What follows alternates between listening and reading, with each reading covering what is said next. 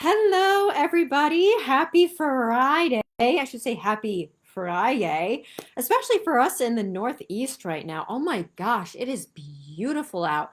There's a little Christmas, really? Crispness in the air. But it just, oh my gosh, the air feels so fresh. It's so enlivening. Is that a word? Anywho, yes, I am trying to take advantage of the days that we have left and the fall. So I am outside today, and this is perfect because I'm talking a little bit about emotional wellness in particular today. As I said before, October is known as Emotional Wellness Month.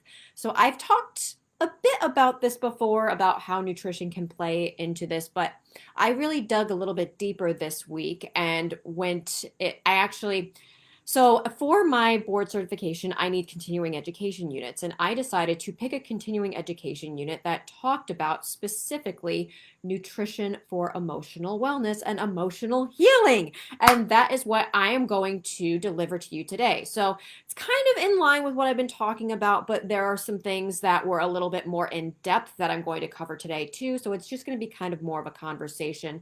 I thought that these were very relevant at some of the things that I'm applying, and then I'm going to give you maybe a couple tips that you can integrate into your nutrition plan or your plan altogether. It's a holistic plan so that this can really be a month of release and a month of enjoyment because it's the fall time. It's beautiful. Going apple picking and just enjoying some pumpkin spice and apple spice. Oh my goodness. I'm so excited about that. But anywho, I'm going to introduce myself. Hello, my name is Drew Mulvey. I am the Vitality Specialist.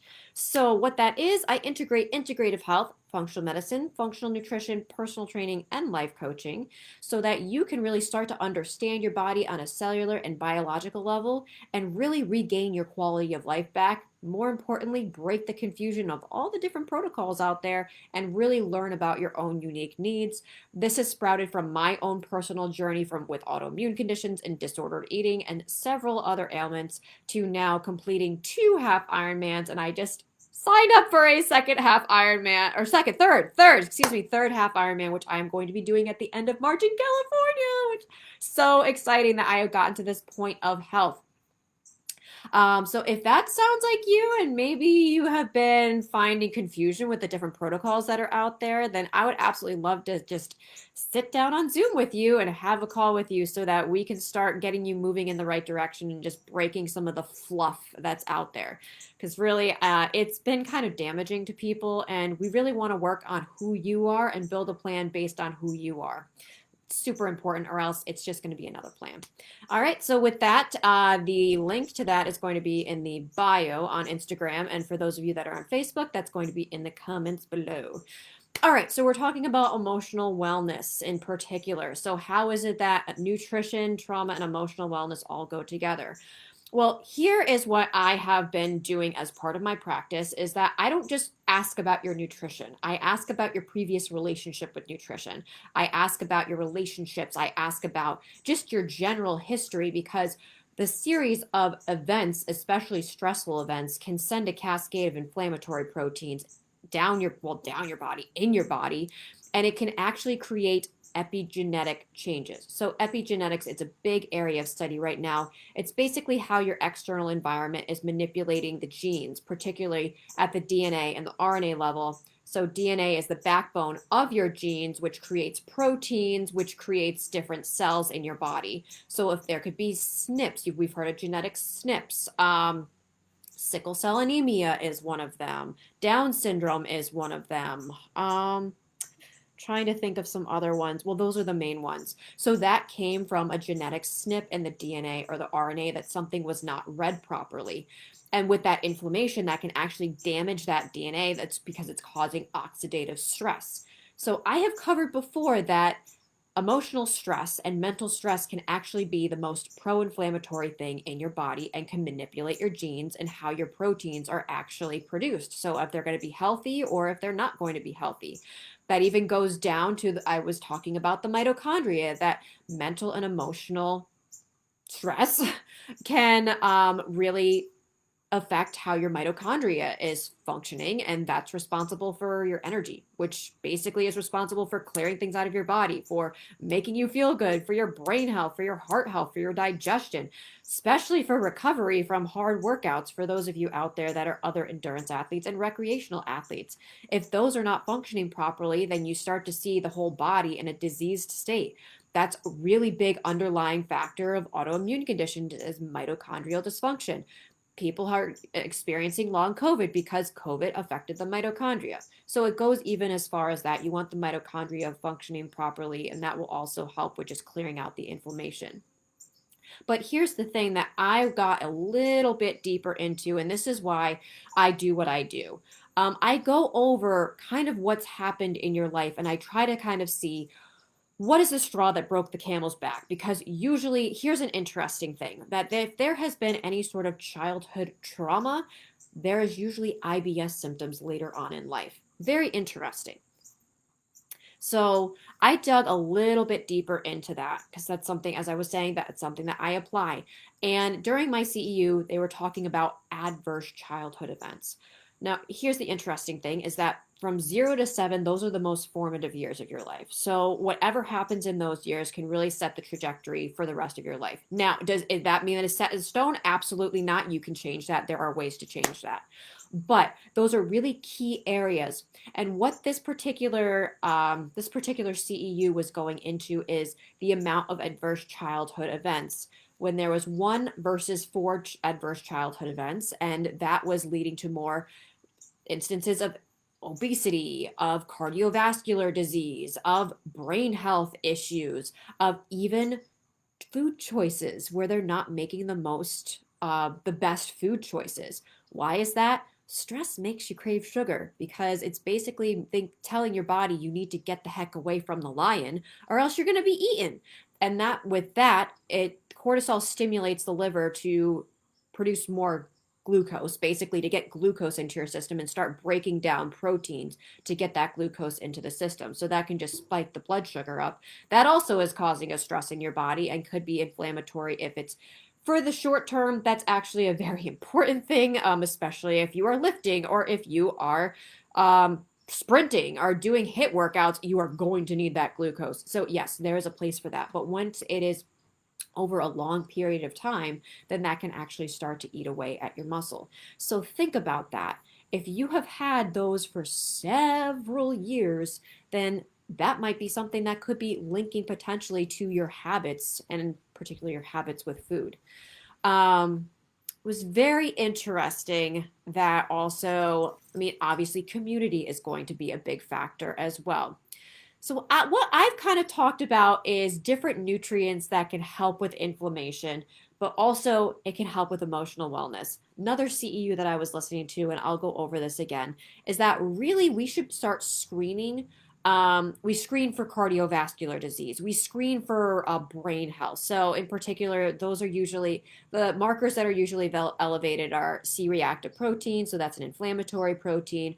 Homocysteine, that's why they talk about methylation a lot. So that is B12, B6, folate, and methionine. And now that's going to be very independent and unique because some people are poor methylators and they actually don't do very well when they have methylated compounds.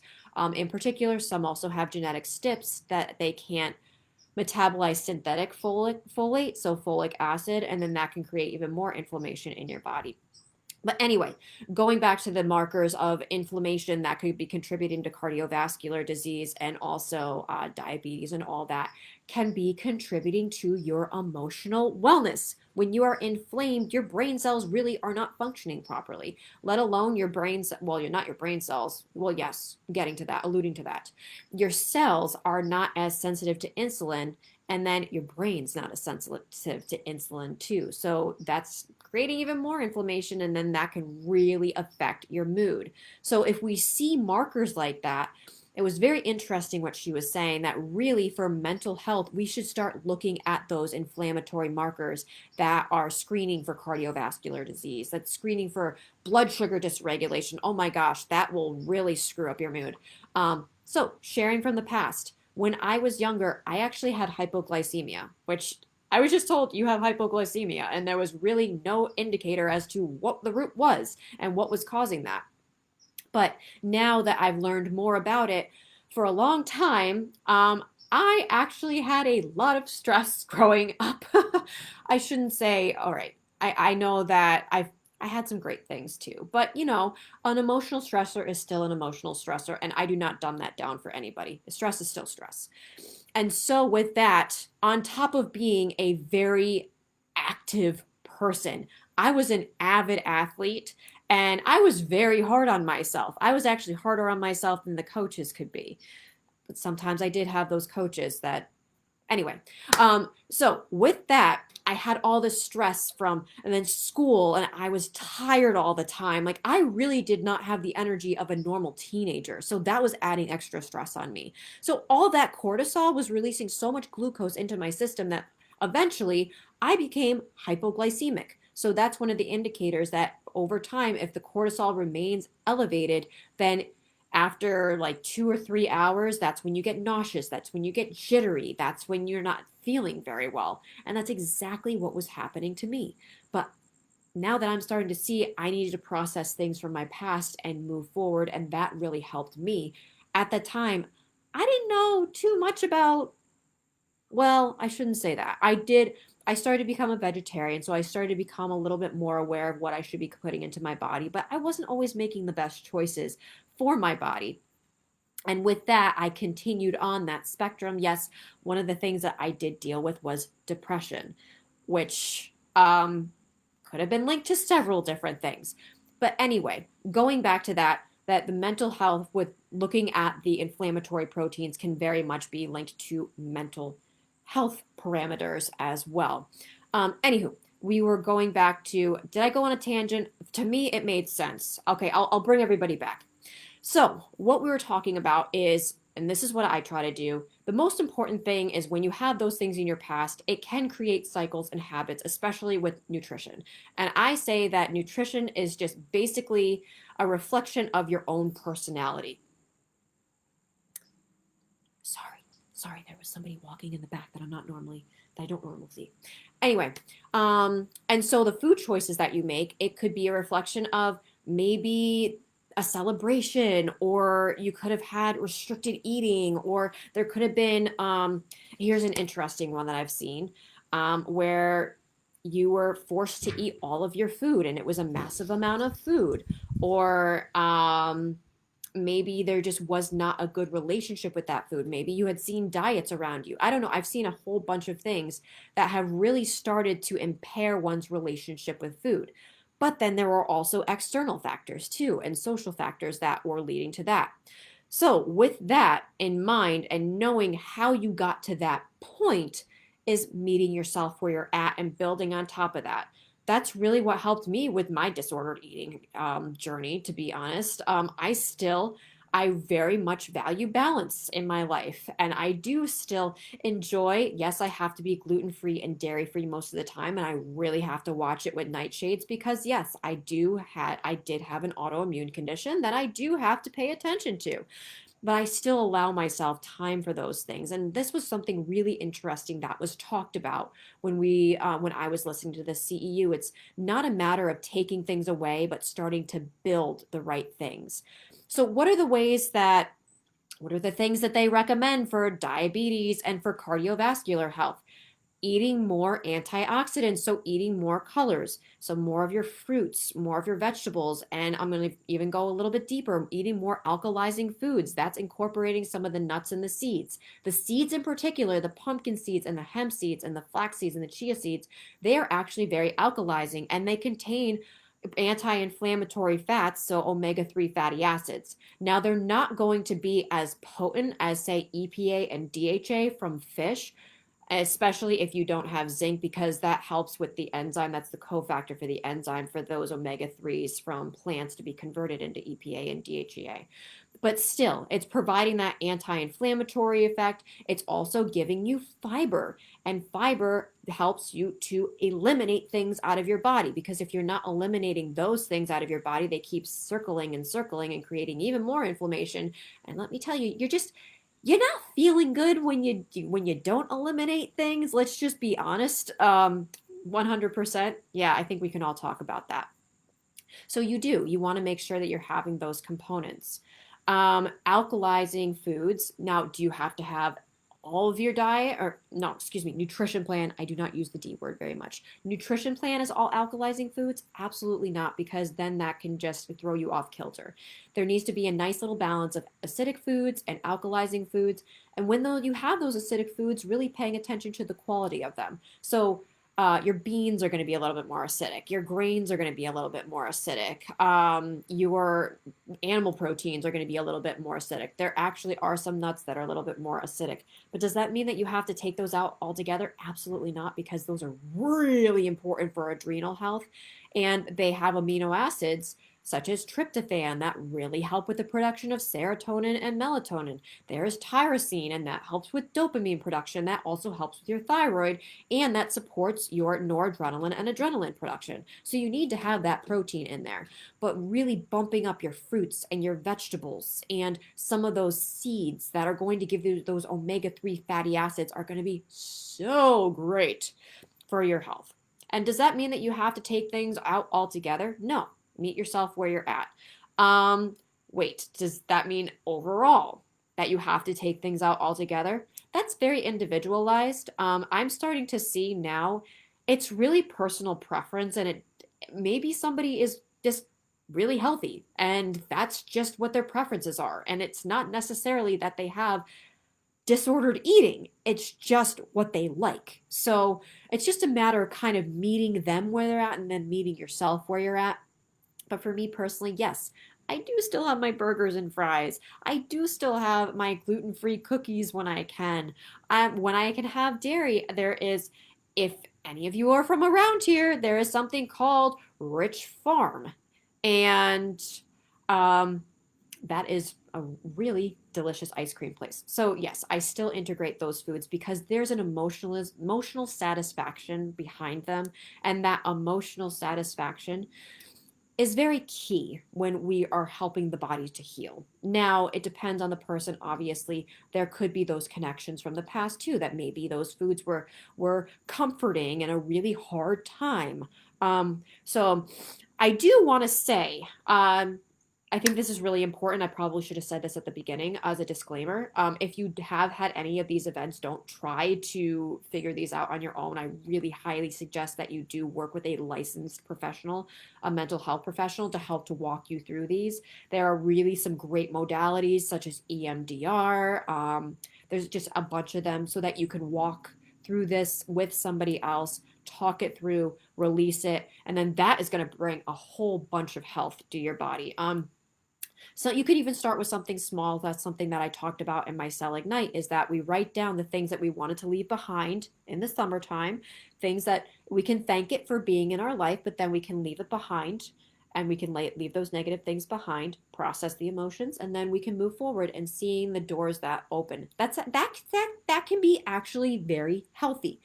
But in particular, if you have had those stressful events in your life, supporting your body in the best way possible.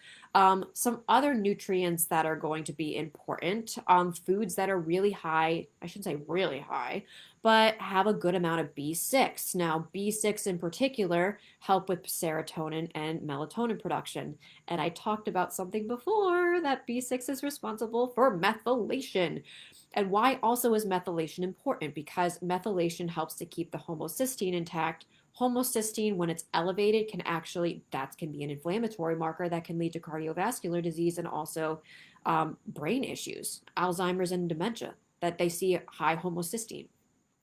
So that needs to be cleared out properly. So B6 is also helping you on many fronts. Methylation is also a pathway in the liver, by the way, and helps to clear out several different compounds. So you want to make sure that you're methylating properly. But again, I highly suggest that you get a genetic test to see what kind of your methyl factors, how you're methylating things. Because as I said, you can get B vitamins, and if they're methyl B vitamins and then you have a gene that you're not methylating things properly, then that can actually do the opposite. Genetic testing, yes, and I am all for it. I think that would be great.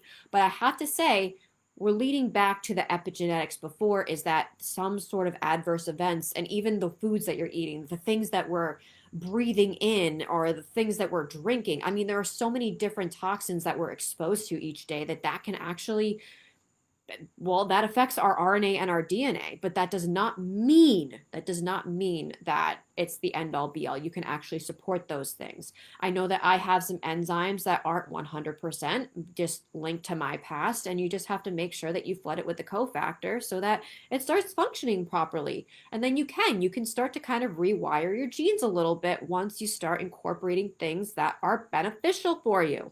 Okay, so we talked about the nutrients, B6 in particular. I think, what did I hit? Three different ones. So methylation for protecting your genes, your RNA and your DNA, methylation to help clear things out of your body. I talked about that. And also it helps with serotonin and melatonin. So it's going to help you with your sleep and it's going to help you with your mood. And I mean, well, I think those go hand in hand, like even without the serotonin, that if you're not sleeping well, your mood's not going to be very good. So, yay, this is going to help your mood in both areas. Yay, so exciting. Okay, anyway, I got a little too excited about that. So, foods that are high in B6. That would be bananas, avocados, sweet potatoes in particular. So, sweet potatoes, I do want to talk about because they are very warming. I really like to incorporate traditional Chinese medicine principles, particularly called food energetics and what the food does in your body. These are part of spleen qi foods. They're stimulating foods. So, the qi is basically your vitality, and the qi can be off by several different factors. What they call dampness, and actually stress can create that dampness. It can create the digestive issues, the kind of like the slump, like you're not really feeling that great and your mood isn't that great. So they recommend incorporating these foods to help to get the blood flowing in particular, and to help with just getting everything flowing. I just felt like said that you were in a slump because things aren't flowing properly. So just kind of helping your adrenals getting things flowing properly. So that's going to be your sweet potatoes, your carrots, any of your orange vegetables. And guess what? It's the fall time and there's an abundance of them. So it kind of goes hand in hand. Needless to say, eat your pumpkins. There you go. Anywho, some of the other foods that are really good for stimulating the chi: oats, dates, dark cherries. Dark cherries are fantastic for recovery, by the way. So the athletes out there, tart cherry juice, excellent addition. Oh, actually, if you're not sleeping well, excellent addition because they are a good source of melatonin. Um, it's pretty good, much good for any population. Also, I've talked about this before, tart cherry juice. They have done research on this, that the antioxidants in tart cherry juice actually help to alleviate symptoms of rheumatoid arthritis, particularly decreasing that inflammatory marker that is responsible for the joint pain in rheumatoid arthritis. Yes, yes, beets. Thank you, Joe. Beets are also part of the traditional Chinese medicine for stimulating the qi, but it's also important for blood flow. It's important for antioxidants. It's important for clearing things out of the body. Beets are amazing, and it's obviously very important for recovery too. Ooh, you know what? I don't know if I've talked about this before, but one of my favorite things to incorporate, it's a little beet cacao latte. So you put a little cacao powder, okay, cocoa powder, but cacao powder. I like to use Navita's Organics cocoa powder. So great. And then you put a little beetroot powder in there. The beetroot powder that I really like, it's from Human. That's actually, if you want, I can put my dispensary link on there and you can get a discount on it. It's really good and it doesn't taste like dirt, because sometimes beets can taste like dirt. You put a little coconut water in there. You put some coconut milk and like a little bit of monk fruit extract, or you can put some honey, or you can put some maple syrup in there, and you make like this nice little concoction. So again, actually, speaking of B6, cocoa is a good source of B6 too. So that's helping with the serotonin and the melatonin. It's helping with your mood. It's helping with inflammation. That would be a really, really fantastic drink to incorporate, especially if you're working through the stressors of your past. That's really supporting the inflammatory response in your body. So there you go. Go get a cacao beet latte, or you can make it on your own. I know. It's so good. This is like one of my favorite things too. Another thing that's important, actually, this is hitting multiple birds with one stone. We're talking about inflammation now. Um, some spices such as turmeric and cinnamon and ginger.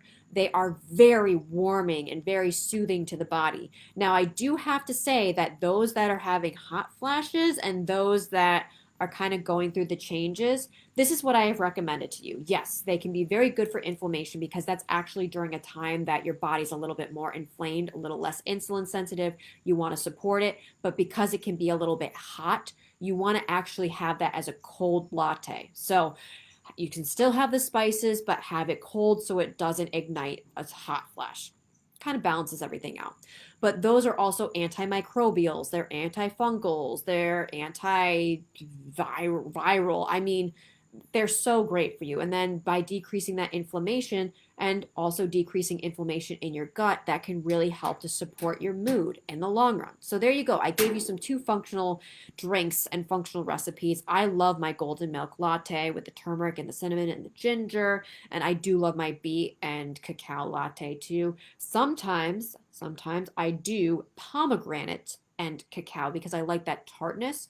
Pomegranate in particular is very high in quercetin and it actually helps to decrease histamine levels, which also can be inflammatory. That's probably going to be for another time. Yes, there could be trauma that is linked to mast cell activation, but I'm gonna put that into a different. I'll put that into a different talk. Okay. So anyway, right. Lost my train of thought. Okay, we're talking about cacao and beets and golden milk lattes in particular. All right, so those are some of the ways that you can start to nourish yourself. But what I really like to do is journal about these things. Journaling has been great, going out into nature in particular. That is so grounding. I know for myself, like I have to be out in nature or else I am not grounded. I'm like, I'm a little bit more anxious for the week. Could that be because of my background? Maybe, or maybe I was just born as a nature girl. I'll just go with that. But being out in nature, actually, the pine trees emit a compound that is anti-inflammatory. So think about it. The essential oils, I think it's the camphor oil in particular. That is the essential oil. I think you can get pine too as an essential oil. It's a natural anti-inflammatory and it's a natural mood booster. So just by going in and smelling the pine trees, by walking barefoot, you have an electron balance in your body and it helps to balance those electrons. So that's going to decrease the inflammation. That's also going to help to boost mood. So I highly, highly recommend that should be a non-negotiable getting out into nature. I know up here it can be a little bit difficult in the wintertime. Bundle up and as best as you can. And there's a lot of activities that you can do. Oh my gosh, be a kid again and go sledding. I mean, how fun would that be? Go snowshoeing, go play in the snow. Like, who cares if you're 40 or 50? You can make a snowman and you can go sledding and you can have as much fun as you want. And then afterwards, you can make your beet cacao latte, or I should say hot chocolate and hot cocoa at that point. Incorporating those things that really bring you joy and emotional satisfaction. Those can also be the foods too. And that doesn't mean that, guess what? During Christmas, if you don't have an issue with gluten, have a great time with some cookies and enjoying that with your family. I mean, it's the whole entire environment of bringing everybody together and having fun. Ugh, that's something that I know that I had struggled with in the past is just being so restrictive and so disciplined. And that really, yes, okay, there's a place for that. Discipline, there's a place for that. But at the end of the day, true healing is going to come from nourishing yourself in mind, body, and spirit. All right. So with that, I think that I covered everything. Obviously, being in the right community. Endurance runners, you know this, that you have started to find a community. I love the community of us personally, but I also have a church community. I have my friend group. Actually, my best friends I've had for one I knew since I was 4, and then one I have known since I was 11. So I have had them for a long time. Family is super important. having those good relationships around you and being able to draw boundaries. Now, again, that's something that you can talk a little bit more with the licensed mental health professional, that they go a little bit deeper into that. Because again, if you've had some really adverse things in the past, then you want to have somebody there to walk you through it. But anywho, all right. I think that I pretty much covered everything. Oh yeah, so some of the swaps. Going back to what do you do for cardiovascular disease and what do you do for diabetes? Increasing antioxidants, making sure you have complex carbohydrates. Now, for those of you that are athletes and recreational athletes, the simple sugars are going to have their place, especially if you're running long periods of time. Your body needs that, or else you're going to get bloated as heck. Let alone when you carb load, good luck carb loading with beans. You're going to feel awful. And let alone they're really not going to saturate your muscles properly with glycogen. So that's a different story. But having those complex carbohydrates, maybe outside of your workouts, it's going to really help with that blood sugar regulation. And that's going to help with inflammation and also helping with your mood. Getting fiber, as I talked about, it helps to eliminate those compounds. It helps your body to clear things out. Fiber helps your gut microbiota because stress has a significant effect on your gut microbiota. And if you have more, okay, I'm trying not to use the biological term. It's opportunistic bacteria. Oh, a pathogenic bacteria? No, that's biological. Okay, the bad bacteria to the good bacteria, then that also can be creating a lot of inflammation. It can wear away at your gut lining if they're not producing the right compounds. So having that fiber to be able to feed the beneficial bacteria, there's the gut-brain connection. So yay, feed the little guys. And by the way, cocoa has that prebiotic fiber too. So some of the really beneficial foods for that, apples. Ha! Yeah, and that's there in season. By the way, has anybody had the apples recently and gone apple picking? Oh my gosh, they are so sweet. One of the things that I actually like to do, and I actually sent some of you this as well, is make baked apples. I like to put a little bit of my coconut milk yogurt on there, some granola with some cinnamon and pumpkin seeds. So already I'm hitting a couple birds with one stone. And then I have some egg whites on the bottom with cinnamon. So we've got the cinnamon that's going to be very warming. And you've got the egg whites, which have the protein and have the amino acids to be able to support the adrenals, to support the liver, to support brain health in particular. You've got everything in there and those complex meals. That's another thing, complex meals in particular. Am I missing anything? So antioxidants, fiber, complex carbohydrates. The antioxidants are going to come from the fruits and vegetables. Having whole foods, but also allowing yourself to have fun foods too. I mean, that's what life is all about. Then we have our time in nature, and we also have some journaling. Now, I obviously didn't dispense everything to you, but these are some things, these little modifications, maybe you can meet yourself where you're at. If you've made some of these modifications, I would love to hear how it changed your mental health and how much better you felt. I mean, I love to hear testimonies like that. So please feel free to share in the comments below. But yeah, I think that we've covered everything. So, and then we got to the summary. So yeah, anywho, summary. Oh yes, beet cacao latte, highly recommend it. Turmeric and cinnamon and ginger, having foods that are high in B6 in particular, they're going to be very beneficial for your brain, particularly serotonin and melatonin production. It's going to help your RNA and your DNA, which we talked about previously, that epigenetic factors such as psychological and mental stress can affect the RNA and the DNA due to oxidative species being circling around. So you can help to actually repair yourself at a genetic level.